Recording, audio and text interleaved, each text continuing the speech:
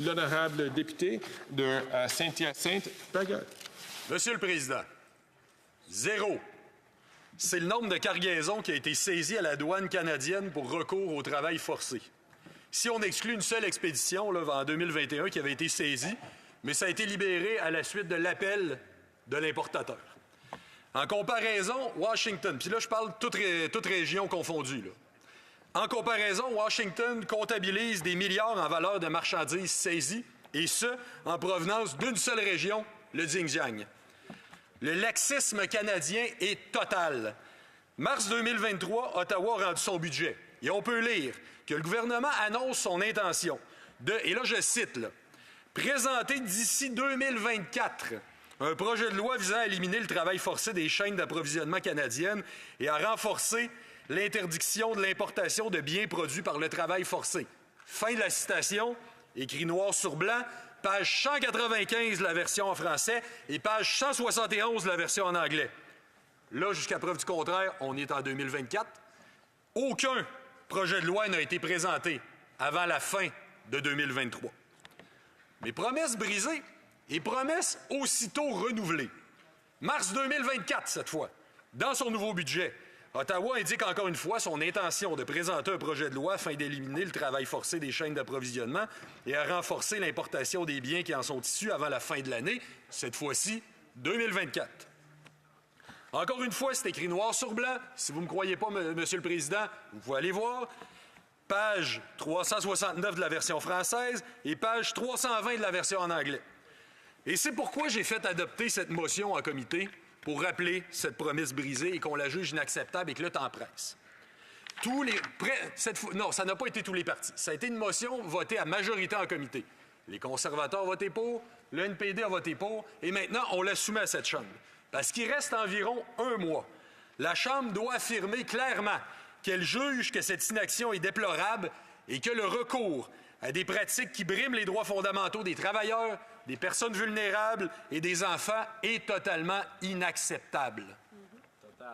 L'année dernière, donc je rappelle, encore une fois, donc en mars 2023, on faisait le même coup, on disait d'ici la fin de l'année, il va y avoir quelque chose. Mais j'avais fait adopter cette fois-là unanimement par le Comité permanent du commerce international une motion pour qu'on rédige une lettre au gouvernement pour lui rappeler son engagement de procéder là, avant 2023, en demandant des explications pour son inaction. C'est resté lettre morte. Le gouvernement n'a pas daigné nous répondre.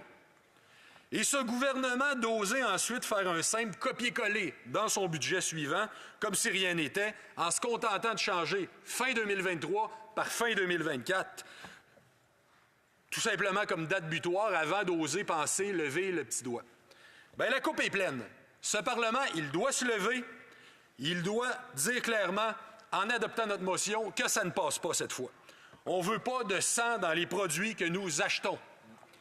Aux États-Unis, allons-y avec quelques comparaisons. Le service des douanes et de la protection de la frontière a la capacité d'émettre des ordonnances de refus de main levée pour des marchandises dont il peut raisonnablement croire qu'elles ont été fabriquées en ayant recours au travail forcé.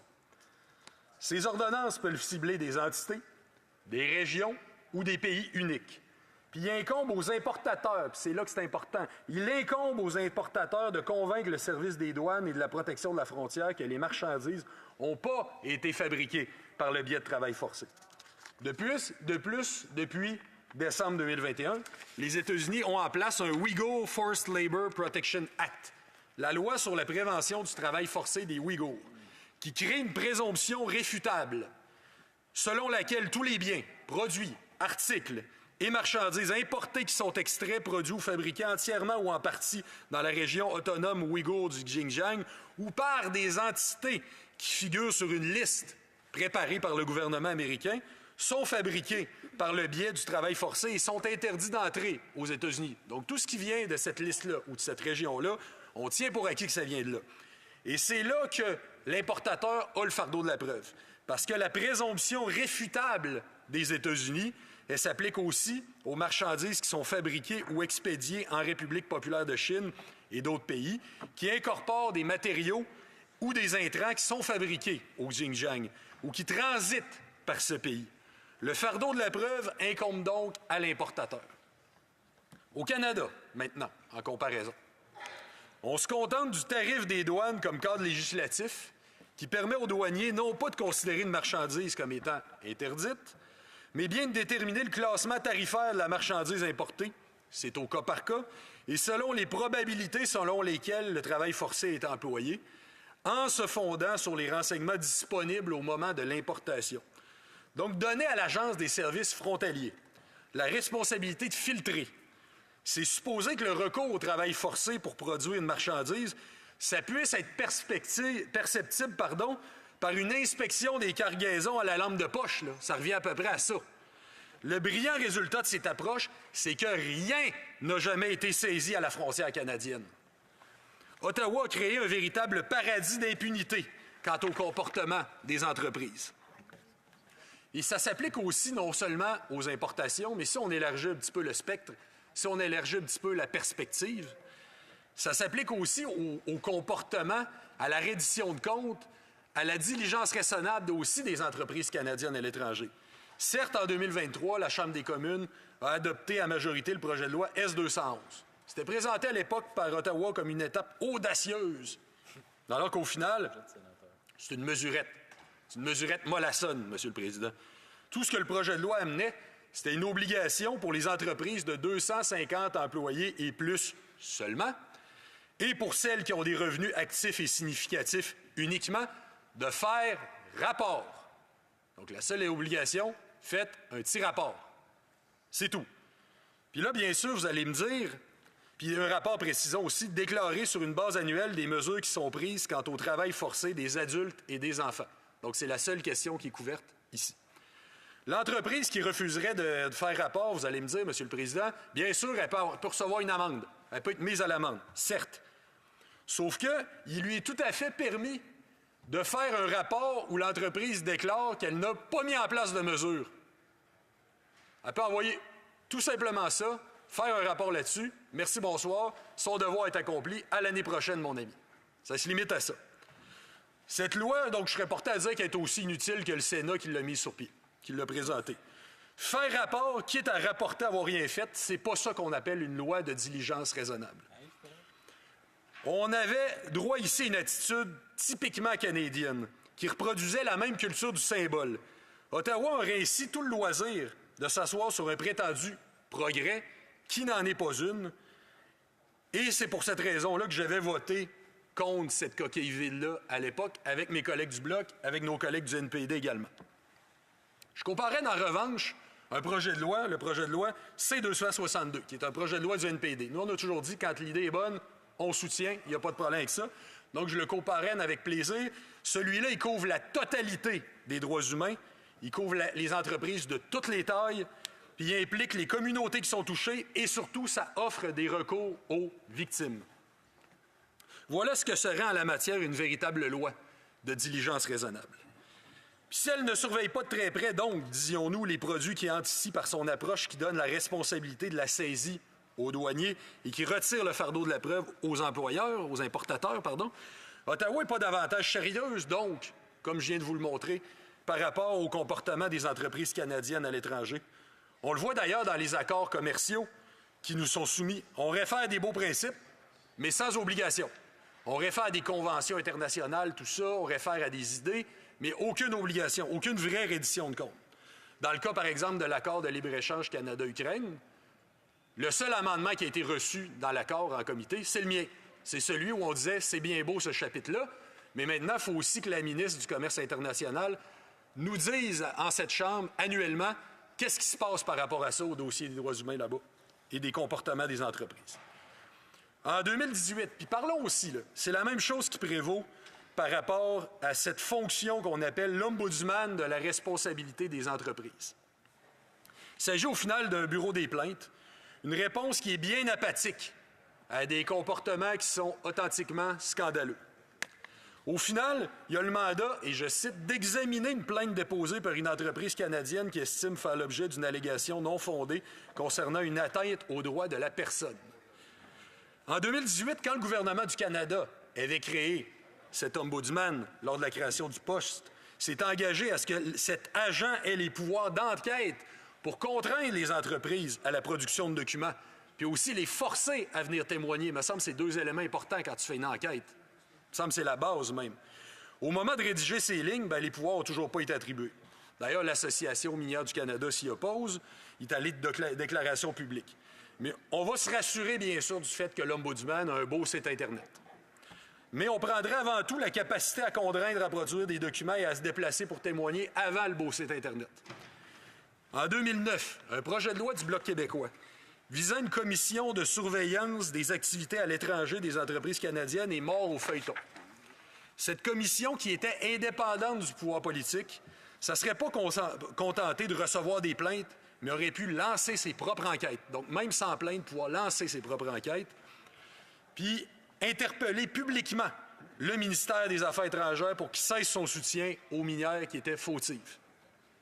On aurait eu alors là un véritable mécanisme efficace. Puis sans surprise, le Parlement n'avait pas obtempéré. J'ai moi-même tenté ici même, à titre de député, de déposer une motion pour consentement unanime de la Chambre des communes pour établir une vraie institution de suivi des comportements des compagnies canadiennes à l'étranger. Puis le consentement, bien sûr, n'a pas été atteint. L'enjeu minier, je vous en parle parce qu'il est tout particulièrement intéressant, c'est que même quand le Canada pourrait être assimilé à un pays qu'on pourrait qualifier d'impérialiste, de colonial, de dominateur à l'international, il est encore une fois une passoire, un paradis pour les intérêts étrangers, parce que dans le monde actuellement, il y a environ 3 minières sur 4 qui sont canadiennes, et la grande majorité des entreprises qui agissent dans ce secteur sont cotées à la Bourse de Toronto, donc pouvant spéculer sur la valeur des mines. Le Canada est un véritable pavillon de complaisance où, pour être une entreprise n'a besoin que d'une boîte postale pour être considérée comme canadienne. Plusieurs de ces minières n'ont souvent de canadienne que le nom. Pour profiter de la législation laxiste d'Ottawa, tout investisseur peut créer ici son entreprise avec des coactionnaires canadiens, mais procéder à ses exploitations dans un pays en développement. Plusieurs entreprises qu'on peut soupçonner de comportements qu'on pourrait considérer douteux bénéficient du soutien financier de la part d'Exportation et Développement Canada, qui n'a des mécanismes d'imputabilité que très sommaires. On les a interrogés en comité, ça fouille pas bien sur où les sommes s'en vont. Et aussi d'un soutien diplomatique de la part des ambassades canadiennes. Dans un rapport publié en 2022, la Justice Incorporated Accountability Project mentionne, par exemple, dans un cas précis, dans le cas de graves actes de violence qui auraient été commis à la mine Marlin située au Guatemala, qui a été acquise par Goldcorp Inc., une société minière canadienne. Donc, en 2006, il y a des allégations crédibles de contamination environnementale et de préjudice à la santé humaine. Bien, selon le rapport, les activités de certains fonctionnaires canadiens menées en 2010 et 2011 visant à défendre les intérêts de Goldcorp Inc. ont sapé les efforts des communautés, surtout autochtones mayas, en vue d'accéder au système interaméricain des droits de la personne et d'y défendre leurs droits. Donc, il y a une position de soutien diplomatique en plus du soutien financier de l'État canadien. Puis alors que le Canada négocie présentement un accord de libre-échange avec l'Équateur, on peut se demander pourquoi l'ambassadeur canadien, là-bas, a refusé de rencontrer les compagnies autochtones du pays, mais s'est empressé de rencontrer les représentants des minières. Ça, il n'y avait pas de problème avec ça. Puis ce même ambassadeur qui ne semblait pas particulièrement apprécier mes questions quand il est venu témoigner au Comité du commerce international, là, ça roulait des yeux pas mal, il rejetait aussi les inquiétudes de rien de moins que le haut-commissaire des Nations unies aux droits de l'homme sur les troubles dans 2 régions où la répression policière avait été particulièrement forte, notamment pour imposer des investissements miniers canadiens qui étaient soupçonnés d'avoir des impacts sur la contamination de l'eau et la division sociale. Puis qui plus est, un autre cas qui a défrayé la manchette récemment, quelques semaines à peine, les comportements en Tanzanie de Barrick Gold, une autre. Donc, il y a plein d'exemples qui arrivent. Là, l'affaire, elle porte, c'est grave. Là, en novembre 2022, c'est des cas d'expulsion de villageois, c'est des cas absolument effarants, mais en novembre 2022, il y a une action en justice qui a été intentée contre Barrick Gold devant un tribunal de l'Ontario. Et l'affaire porte sur des allégations de meurtres brutaux, de tirs, de tortures commis par des policiers qui étaient chargés de surveiller la mine. Puis il s'agit de la 7e affaire de non-respect des droits humains déposée par des plaignants étrangers contre une société minière au Canada depuis 2010. Depuis 1997, il y a 9 plaintes qui ont été déposées devant les tribunaux canadiens contre des minières pour des allégations découlant de leurs activités à l'étranger. Des affaires qui concernent des agressions, des fusillades, des viols collectifs de populations indigènes locales par des agents de sécurité de la mine, l'utilisation d'esclaves et la contamination d'une rivière par des déchets miniers. Moi-même, dans le cadre de missions d'observation des droits humains que j'ai faites au Chili en 2020, en Colombie en 2021, j'ai pu, moi aussi, en recueillir des témoignages de populations touchées. Pollution de l'eau, contamination de l'air, milices de sécurité qui tirent à bout portant sur des civils, expulsion de populations locales. Puis, mais même personnellement en Colombie, j'ai pu observer à un moment donné, moi-même, personnellement, ça ne m'a pas été raconté, je l'ai vu, j'y étais, que le service de sécurité privé d'une minière en venait à contrôler la circulation sur un chemin public. Est-ce que c'est normal, ça, M. le Président? Puis en 2016, le rapport La Marque Canada rapportait que les violences liées aux opérations minières canadiennes en Amérique latine avaient fait au moins 44 morts dans cette région, dont 30 dans le cadre d'attaques ciblées. Puis les terrifiantes anecdotes, elles ne manquent pas. Je vais juste manquer de temps pour les énoncer, mais c'est clair que ça ne manque pas, M. le Président. Puis, combien de temps il reste, en fait, M. le Président? 4 minutes. Mettons, je pourrais vous citer un autre rapport aussi, celui-là de 2009. Les compagnies canadiennes ont été le groupe le plus important impliqué dans des incidents malheureux dans le monde de développement. Les compagnies canadiennes sont plus susceptibles d'être impliquées dans des conflits impliquant des conflits communautaires, des violations environnementales et des comportements contraires à l'éthique. Là, je cite textuellement, les mots ne sont pas de moi. Le Centre canadien d'études des conflits liés aux ressources naturelles, lui, a révélé que le Canada détenait le record des contraventions parmi les pays développés qui exploitent des mines dans les pays en développement. Un autre rapport de 2016, produit par des chercheurs de l'Université York, documente des incidents corroborés par au moins 2 sources indépendantes pour la période allant de l'an 2000 à l'année 2015. 44 décès, 403 blessés, 709 cas de criminalisation. Une répartition géographique étendue de la violence indique des décès dans 11 pays, des blessés dans 13, la criminalisation dans 12. Le document démontre par ailleurs, puis ça c'est intéressant, que les compagnies canadiennes cotées à la Bourse de Toronto ne produisent pas de rapport sur la violence dans leur rapport obligatoire sur les performances de l'entreprise. Le chantier, bien sûr, le chantier de la lutte aux violations des droits humains au nom du profit, il est large. Moi, je vous lance quelques idées, puis je sais que tout le monde ne s'entendrait pas là-dessus dans cette Chambre, mais imposer aux importateurs le fardeau de la preuve, du non-recours au travail forcé, adopter une vraie loi de diligence raisonnable pour serrer la vis aux entreprises canadiennes à l'étranger, comme C-262 en est une, offrir de vrais recours aux victimes, renforcer les pouvoirs de l'Ombudsman, à défaut d'avoir une vraie commission indépendante du pouvoir politique capable de mener ses propres enquêtes, ce qui aurait été notre idéal, mettre fin à la politique diplomatique complice d'Ottawa et surveiller de plus près où l'argent d'Exportation et Développement Canada va à l'étranger. Ça, ce sont des idées. Tous et toutes ne serions pas d'accord ici en cette Chambre, puis j'en ai eu des discussions avec les autres partis là-dessus. On ne serait pas tous d'accord sur ce qu'on souhaite voir dans une éventuelle loi. Mais par contre, entendons-nous sur le fait qu'on ne peut pas juger ce qu'on n'a pas encore vu et qu'au moment où on se parle, ça devrait faire 1 an qu'on aurait dû le voir. J'en appelle donc à la totalité de cette Chambre afin qu'elle rappelle avec clarté, avec force, à ce gouvernement son engagement non respecté à ce jour de nous présenter une loi avant la fin de l'année. On ne veut pas de sang dans nos produits. Merci, M. le Président. Bravo.